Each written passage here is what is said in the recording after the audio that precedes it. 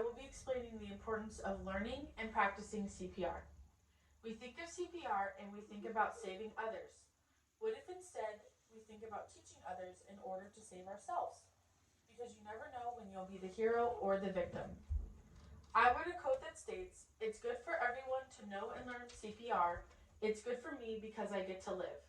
In this situation, being selfish works in your favor. Current data states that 356,000 people go into cardiac arrest in an out-of-hospital setting per year.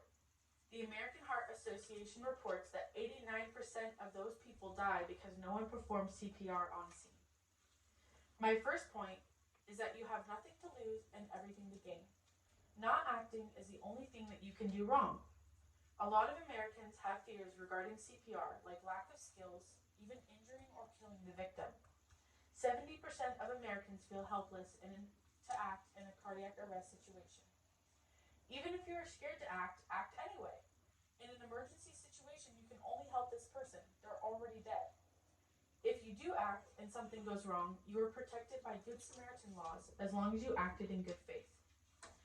My second point is that knowing CPR is good, but practicing it is the most important step.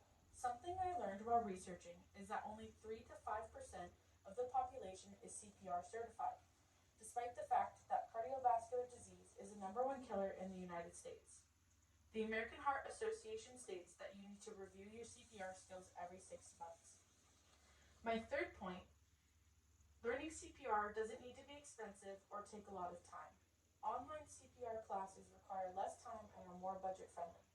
Here are 3 things that you will learn in class. AEDs, or automatic external defibrillators, are key devices when it comes to CPR. These devices are essential to survival. They can be found in most businesses. They are labeled and have voice directions. 9 out of 10 cardiac arrest victims who receive a shock from an AED in the first 5 minutes survive. In out-of-hospital cardiac arrest situations, 45% of men receive CPR assistance compared to 39% of women. Why?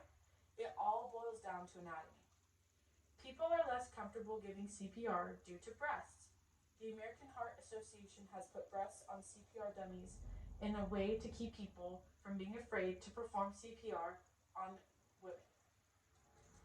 CPR should be administered at 100 to 120 beats per minute. To do this, we have songs we can sing during CPR to keep a good tempo.